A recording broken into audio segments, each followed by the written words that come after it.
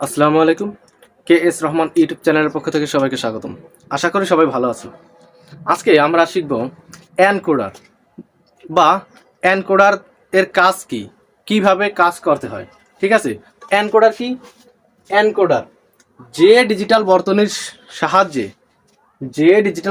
সাহায্যে মানুষের বোধগম্য ভাষাকে কম্পিউটারের বোধগম্য ভাষায় রূপান্তর করা হয়, তাকে বলা হয় হচ্ছে এনকোডার। এখন দেখো, আমরা বিভিন্ন ভাষায় কথা বলে থাকি। আমরা যারা মানুষ তারা আমরা কি করি? আমরা বিভিন্ন ধরনের ভাষায় কথা বলি। বাংলা, ইংরেজি, তারপরে হচ্ছে ফরাসি, পর্তুগিজ, ল্যাতিন, বিভিন্ন ধরনের ভাষায় আমরা কথা বলে থাকি। এবার এই ভাষাগুলোকে কম্পিউটার কিন্তু সব ভাষাই বোঝা নিতে হয়। কিভাবে বোঝে কে, এবং সেই কম্পিউটার কিভাবে কাজ করে, সেইটা হচ্ছে আমাদের কাজ, যে কিভাবে কাজটা করে। তো কম্পিউটার হচ্ছে কম্পিউটার, আমরা কম্পিউটারকে আলফা নিউমারিক কোড দেই এবং সে কি করে, এই কোডটাকে কোডিং করে, বা সে আমাদের এই ভাষাটাকে সে তার নিজস্ব বোধগম্য ভাষায় রূপান্তর করে। তার নিজস্ব বোধগম্য ভাষা কি? সেটা হচ্ছে বাইনারিতে রূপান্তর করে। কিভাবে বাইনারিতে রূপান্তর কইরা তারপর হচ্ছে সে আমাদের এই সমস্ত কিছু দেখে। এখন আমরা কি করি কম্পিউটারে? প্রথমত এ বি সি ডি বা ক খ গ ঘ বা 1 2 3 4 এই রকম সব কিছুই দেই। দেওয়ার পরে কম্পিউটার কিন্তু সেইটা সরাসরি কাজ করতে পারে না। কম্পিউটার করে কি, সেই কাজটাকে প্রথমে সব কিছুকে বাইনারিতে রূপান্তর করে। এবং বাইনারিতে, বা একটা জিনিস মনে করো যে আমরা যখন কোনো কিছু একজনকে হোয়াটসঅ্যাপ করি বা মেসেঞ্জারে মেসেজ করি, তখন কি করি? আমরা বাংলা অথবা ইংরেজিতে লেখালেখি করি। এবার এই লেখাটাকে কম্পিউটারে, যখন আমরা কম্পিউটারে যেসব কাজ করি আর কি, বোঝানোর সাথে বলতেছি এটা, তো ওই লেখাটাকে সে কম্পিউটার করে কি, বাইনারিতে রূপান্তর করে। এরপরে বাইনারিতে রূপান্তর করার পরে সেইটা যায় হচ্ছে আমরা যার কাছে পাঠাইছি সে পায়। এবার পাবার পরে ওইখান থেকে আবার ওই লেখাটাকে, ওই যে আমাদের লেখাটাকে যে আর কি এনকোডিং করা হয়েছে, কোডিং করা হইয়া বাইনারিতে রূপান্তর করা হয়েছে, সেই লেখাটাকে আবার ডিকোডার করা হয়। তারপর হচ্ছে আমরা যেখানে পাঠাইছি সেইখানে যেয়ে পৌঁছায়। এইভাবে কাজটা করে। আমরা কি করব এখন? এই এনকোডারের কাজটা এখন আমরা একটু তাত্ত্বিকভাবে বিশ্লেষণ করব। তো দেখো কিভাবে কাজ করে। এখানে একটু মনে রাখতে হবে, সেটা হচ্ছে ইনপুট আউটপুট হবে ইনপুটের যে ঘরে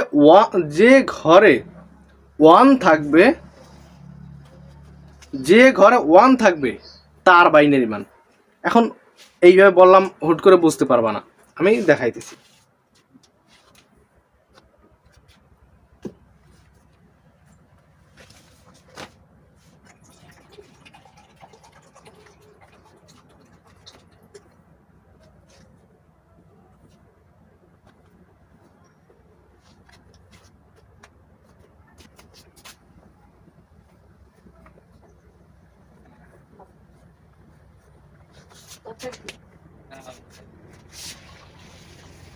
আচ্ছা,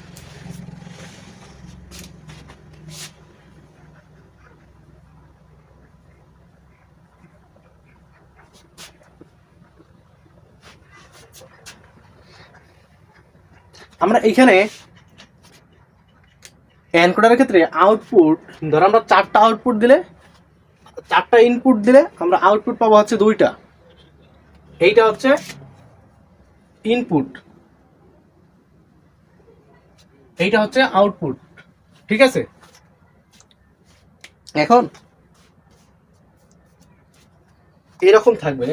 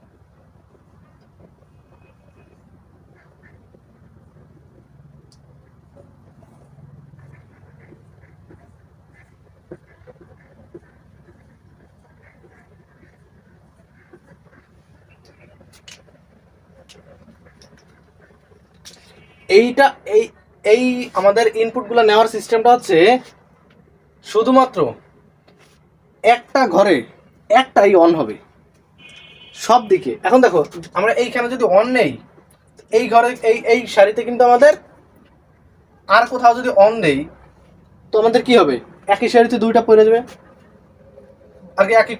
এবার এই দিকে যদি আমরা এইখানে দেই তা তো এদিকের সারিতে কি হবে, দুইটা অন পড়ে যাবে। এর জন্য এইখানে এই দিকে নেওয়া হয়েছে, এই সারিতে একটাই পড়ছে, এই সারিতেও একটাই পড়ছে, এদিকেও একটাই পড়ছে, এই রকম নেওয়া। এখন দেখো এর আউটপুটটা আমরা কিভাবে ধরছি, এক্স এবং ওয়াই। তো আউটপুট দুইটা যদি আমরা এক্স এবং ওয়াই ধরি, আমরা কি বলছি, এনকোডারের ক্ষেত্রে ইনপুটের যে ঘরে 1 থাকবে তার বাইনারি মান হবে কি আউটপুট। এখন দেখো আমাদের এইখানে এনকোডারের কোন ঘরে 1 আছে, যে ঘরে 1 আছে এটা কি ডি দ্বারা হচ্ছে যা খুশি তাই হইতে পারে, কিন্তু মূলত কি এটা হচ্ছে 0, এই ডির সাথে আছে কি 0, তার মানে কি 0-র ঘরে 1 আছে, তার মানে এই 0-র বাইনারি মান কত, 0-র বাইনারি মান তো 0ই, এর সাথে যদি আরো একটা 0 দিই তাতেও কোনো সমস্যা নেই, অর্থাৎ দুইটাই 0। ঠিক আছে, এবার এরপরে যে ইনপুটের যে ঘরে 1 আছে, এরপরে ইনপুটের কোন ঘরে আছে 1 আছে, দ্বিতীয় ঘরে এইখানে 1 আছে। তো এইটা কার মান, ডি 1 এর মান, অর্থাৎ 1 এর ঘরে 1 আছে। 1 এর বাইনারি মান কত, 1 এর বাইনারি মান তো 1ই, এর বাম পাশে যদি আরো 2টা 3টা যতগুলো 1 0 দেই তাতে তো কোনো সমস্যা নাই, অর্থাৎ এইখানে 1, এইটা 0।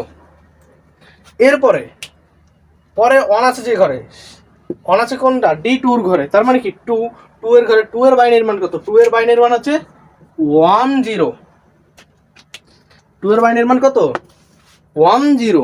এখন 1 0 আমরা কি নিব, এইখানে 1 এবং 0, এইখানে 1 এবং 0 নিলাম। এরপরে 1 আছে কোথায়, এই ঘরে, এইটা কি ডি 3 এর বাইনারি মান কত, 3 এর বাইনারি মান 1 1, তাই না, 3 এর বাইনারি মান 1 1।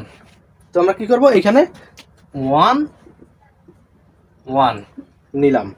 এবার কাজটা কি, এবারের কাজটা হচ্ছে এই হচ্ছে আমাদের কি হলো, আমাদের শতক সারণীটা নির্ণয় করলাম। আমি বলি এইটা হচ্ছে 2 to 4, আচ্ছা এইটা বেসিক ক্লাস, বেসিকের মতনই থাক। এখন দেখো এইখানে এই যে আমাদের আউটপুটটা পাইছি, এইটা থেকে আমরা কি করব, এইটা থেকে আমরা সমীকরণ নির্ণয় করতে পারি, সমীকরণ থেকে শতক সারণী নির্ণয় করতে পারি, বা আবার সমীকরণ থেকে লজিক সার্কিট নির্ণয় করতে পারি। তো আমাদের এখন কি করব, আমরা এখন কাজটা হচ্ছে এইটা থেকে আমাদের দুইটা সমীকরণ নির্ণয় করতে হবে। সমীকরণগুলো কি কি হবে, এক্স এবং ওয়াই, দুইটা সমীকরণ। এখন আমরা এর আগের ক্লাসেই আমরা কি জানি, আগের ক্লাসে কি করেছিলাম, কিভাবে শতক সারণী থেকে সমীকরণ নির্ণয় করতে সেটা তো আমরা আগের ক্লাসে করেছি। দেখো এক্স এর ক্ষেত্রে যে ঘরে 1 থাকবে তার ইনপুট কি আছে, যে ঘরে 1 থাকবে তার ইনপুটের কোন ঘরে 1 আছে, ইনপুটের যে ঘরে 1 আছে D2, এখানে D2, এরপরে যে ঘরে 1 আছে তার মানে এই ইনপুটের ঘরে 1, তার মানে কি D3 প্লাস D3। ঠিক আছে, আগের ক্লাসগুলোতে আমরা এই যে এই নটগুলোও নিছিলাম, এই যে এইখানে 0-র জন্য নট নিছিলাম, কিন্তু এই ক্ষেত্রে সেটা নেওয়া যাবে না। এরপরে ওয়াই এর ঘরে কি হবে, যে ঘরে 1 থাকবে তার ইনপুট অর্থাৎ D1 আর এইখানে D3 প্লাস D3। আচ্ছা এবার কি করব, আমরা এইটা থেকে লজিক সার্কিট নির্ণয় করব। এইটা থেকে এই সমীকরণ থেকে লজিক সার্কিট নির্ণয় করব কিভাবে, এক্স এবং ওয়াই আমাদের ইনপুট কি কি ছিল, D0 D1 D2 D3। তো আমরা এখানে কি করব, D0 D1 D2 D3 চারটা ইনপুট নিব। এরপরে আমাদের এক্স এর জন্য কি D2 এবং D3, তার মানে কি D2 D3, এই দুটা কি প্লাস চিহ্ন অর গেট। আর এই পাশটা আছে কি D1 D3, D1 D3, এইটা হচ্ছে এক্স, এইটা হচ্ছে ওয়াই, এইটাই অ্যান্সার। যেটার পরে যেটা করলাম তোমরা সিরিয়াল ভাবে সেইভাবে করবা। এইখানে আমি একটু নিচে থেকে মুইসা তারপর আবার উপরে করছি, তো এইগুলা সিরিয়াল অনুযায়ী করবা, ঠিক আছে। আর একটা কথা সেটা হচ্ছে কি, এইখানে এই D0টা দেখবা কি সব ক্ষেত্রেই D0টা কোনো কাজে লাগতেছে না, কিন্তু তবুও আমাদের এইখানে D0-র জন্য একটা আর কি একটা লজিক সার্কিটের লাইন নিতে হবে D0-র জন্য। যদি না নাও সেক্ষেত্রে তোমার এটা ভুল প্রমাণিত হবে, ঠিক আছে। আচ্ছা, এখন একটা প্রশ্ন দেখি।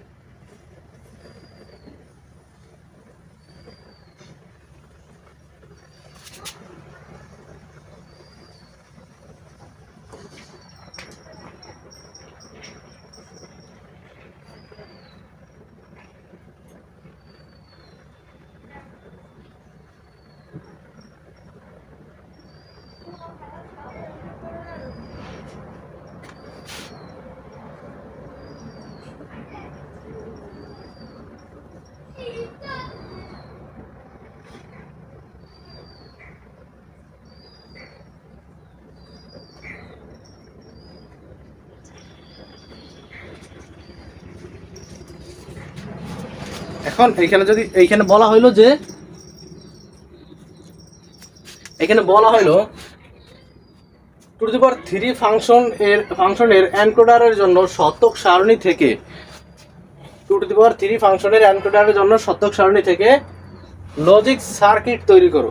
তার মানে কি বলছে আমাদের 2 to 3 ফরমেশন, মানে এখন এইটা যদি পাওয়ার দিতে হবে আমরা কয়টা হয়, আটটা ইনপুটের জন্য যে শতক সারণীটা হয় এনকোডারে, সেইটা থেকে আমাদের কি করতে হবে, ফাংশন বের করতে হবে, সেই ফাংশন থেকে আমাদের লজিক সার্কিট তৈরি করতে হবে। এখন আমরা এর আগেরটা করছিলাম হচ্ছে 2 to the power আর কি 2 ফরমেশনের, আর এইটা হবে কি 2 3 ফরমেশনের। এর জন্য কি করবো আমরা প্রথমত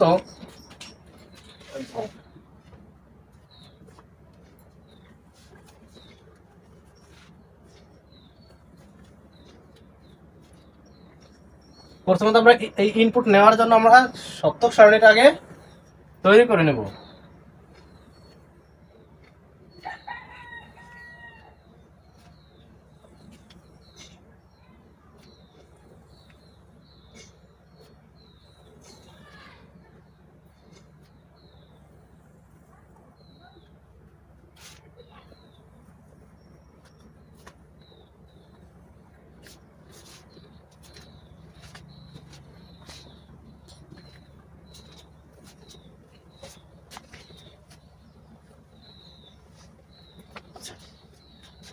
এক দুই তিন চার পাঁচ ছয় সাত আট নয়। এবার আমরা ইনপুটগুলা ধরলাম A0, A1, A2, A3, A4, A5, A6, A7। এই যে হচ্ছে আমাদের ইনপুট। এবার ইনপুট যেহেতু এখানে একটা জিনিস সেটা হচ্ছে কি, ইনপুট 2^3 হইলে আউটপুট হবে 3। আর একটু এই যদি লিখি 2n সংখ্যক ইনপুট থেকে আউটপুট পাবো n সংখ্যক, অর্থাৎ 2^3 থেকে আউটপুট পাবো 3টা। এখন 3টা আউটপুট হবে P Q R। 3টা আউটপুট নিলাম। তো আমাদের ইনপুট নেওয়ার সিস্টেম কি? 1 0 0 0 0।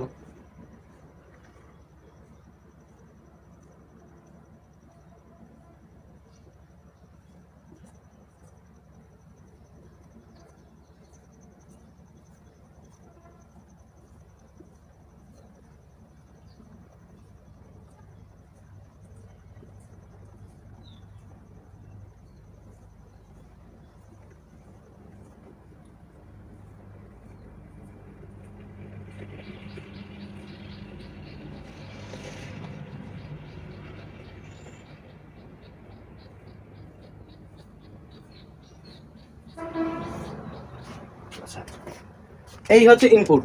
এবার এইটা থেকে আউটপুট বের করতে হবে। আউটপুটটা কিভাবে বের করব? আউটপুট ইনপুটের যে ঘরে 1 থাকবে তার বাইনারি মান, ইনপুটের কোন ঘরে 1 আছে, 0 ঘরে 1 আছে, 0 বাইনারি মান কত? 0 বাইনারি মান 0। তো 0 বাইনারি মান আমরা যদি 0 এখানে লিখি, এর বাম পাশের ঘরগুলোতেও 0 যদি 0 নেই, মানের কোনো পরিবর্তন ঘটবে না। এরপরের ঘরে 1 আছে কোথায়? এ 1 এর ঘরে, অর্থাৎ 1 এর ঘরে। তো 1 এর বাইনারি মান কত? 1 এর বাইনারি মান হচ্ছে 1। বাম পাশে আমরা 0 দিয়ে পূর্ণ করলাম। এরপরে আছে কোথায়? এরপরে আছে 2 এর ঘরে। 2 এর বাইনারি মান কত? অর্থাৎ এইখানে যে সংখ্যাগুলো প্রত্যেকটার ক্ষেত্রে এখন 2 ঘরে 2, অর্থাৎ 2 বাইনারি মান 1 0 0। এরপর আছে কি 3 ঘরে। 3 বাইনারি মান কত? 3 বাইনারি মান 1 1 0। 4 এর বাইনারি মান কত? 4 এর বাইনারি মান হচ্ছে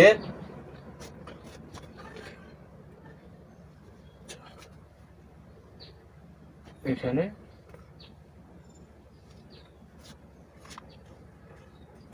একটা জিনিস,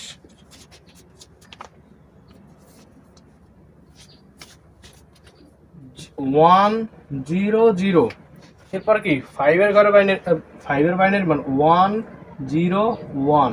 6 এর বাইনারি মান কত? 1 1 0। 7 এর বাইনারি মান 1 1 1। এই হচ্ছে আমরা কি করলাম? এইটা হচ্ছে আমরা শতক সারণী নির্ণয় করলাম। এবার এই শতক সারণী থেকে কি করতে হবে আমাদের? এবার সমীকরণ নির্ণয় করতে হবে। সমীকরণ পাবো কি? P Q R. এখন সমীকরণ নির্ণয়ের জন্য আমাদের এই উপর থেকে মুছে, এখন সমীকরণ নির্ণয়ের জন্য কি 3টা সমীকরণ পাবো, P Q R.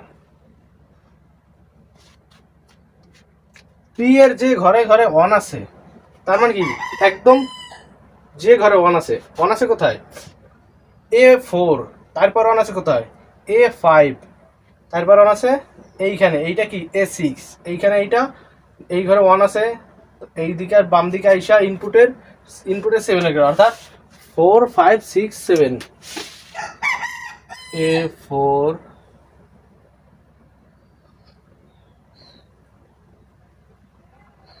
Plus A5 A6 A7। আচ্ছা, এরপরে কিউতে আছে কোথায়? কিউতে আছে এইখানে 1, অর্থাৎ এর ইনপুটের কোন ঘরে 1 আছে? ইনপুটের যে, আউটপুটের যে ঘরে 1 থাকবে তার ইনপুটের যে ঘরে 1, সেই ইনপুটটা নিতে হবে। অর্থাৎ আছে কোথায়? A2 A2 প্লাস, এরপরে কোথায়? এরপরে হচ্ছে আউটপুটের যে ঘরে 1, তার ইনপুটের যে ঘরে 1, তার ইনপুট প্লাস A3 প্লাস, এই ক্ষেত্রে আউটপুট কিউ এর ঘরে 1 আছে এইখানে, মানে A6 এর ঘরে, এইখানে A6 প্লাস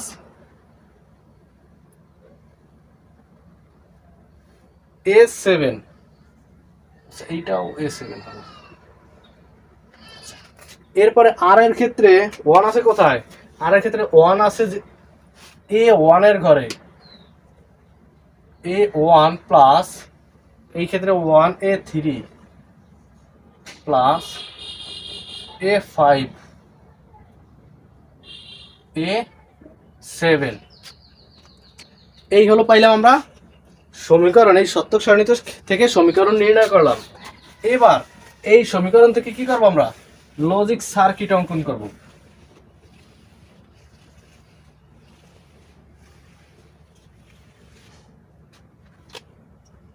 আচ্ছা, এইটা থেকে আমরা লজিক সার্কিট কিভাবে অঙ্কন করব? ইনপুটগুলো কি কি নেব? A0 A1 A2 A3 A4 A5 A6 A7। এবার এই ইনপুটগুলা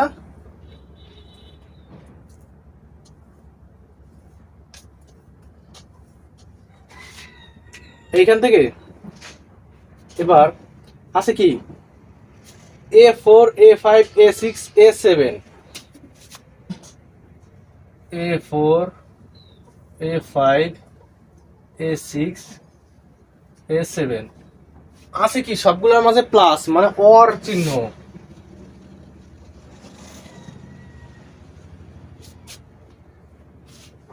এবার এই ক্ষেত্রে আমরা এই সবগুলা এইখানে A4 A5 A6 A7 এইটাও লিখতে পারি, অথবা এইটার সমান P লিখলেও পারি।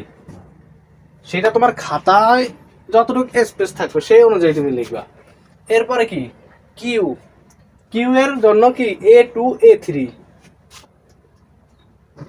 A2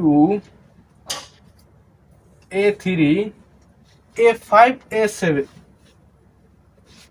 আচ্ছা A6 A7।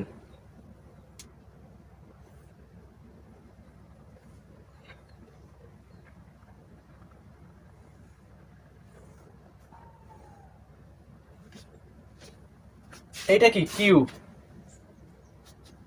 এরপরে কি A1 A3 A5 A7,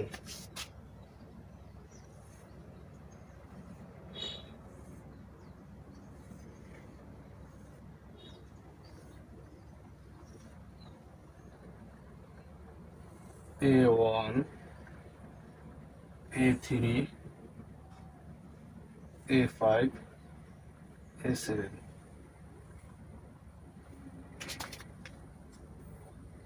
এটা হচ্ছে আর।